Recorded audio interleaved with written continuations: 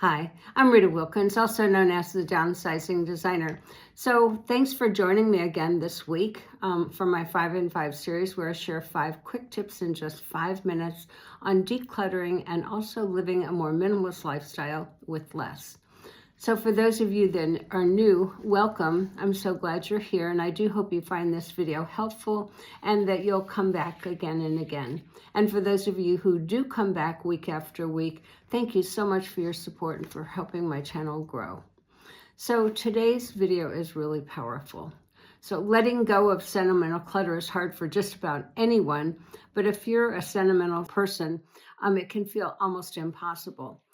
So it's not just about the stuff, though. It's about the memories, the stories, and the love that you feel from those items. And if it sounds like you're definitely not alone. In fact, I used to hold on to things for decades out of pure emotion or sometimes even guilt. But why? Here's what I've learned. It is possible to let go of the items without losing that memory. And that's, again, what truly matters. So let's talk about how we do that. So the first tip is to acknowledge the emotion and don't avoid it. So it is tempting to just rush through decluttering to avoid feeling that sadness or that guilt, but the emotion is really important. And so when you allow yourself to pause and to honor that story behind an item, you actually make it easier to release. So years ago, when I was downsizing and decluttering, I discovered my dad's alarm clock. And just a simple $1.99 alarm clock, I'm sure. But as I held it, I started to cry because I could hear our dad winding that clock to get up to provide for our family.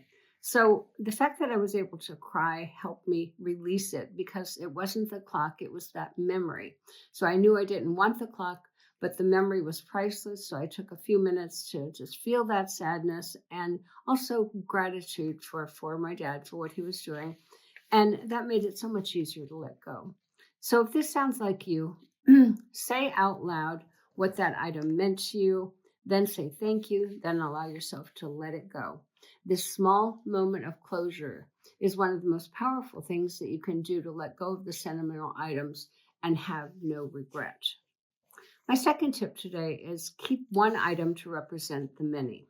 So you don't have to keep every birthday card, every souvenir to remember someone or a special occasion that you were with them. So one meaningful item can represent an entire memory or season of your life. So if this sounds like you, try this. Choose one item that every time you look at it, it just makes you smile. So it could be a photo of a special trip that you took together. Put it in a beautiful frame and display it so you can see it daily. It could be a favorite t-shirt that you bought at a concert. Wear it once in a while and just get a kick out of wearing that. So choose one item that makes you smile, then release the rest. That one piece will become more meaningful to you over a period of time than when it's buried in a box in the basement somewhere. My third tip today is create a memory capsule.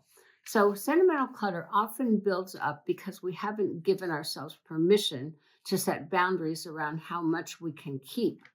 So if you're facing boxes and boxes of sentimental items that you know you have to deal with, designate one memory box or one shelf for all those keepsakes. And if it doesn't fit, then you need to let it go.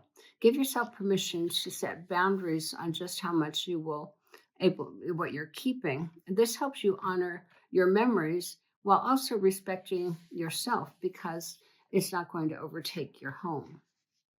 My fourth tip today is take a photo before letting it go.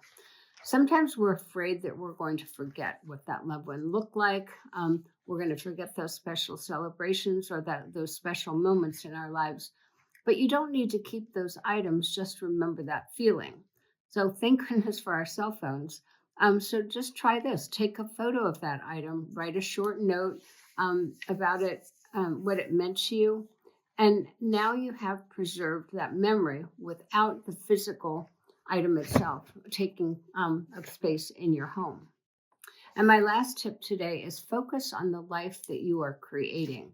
So, clutter from the past can actually hold us back from the life that we're building in the future. So, letting go is not about forgetting, it's about making room for the life that you want to live.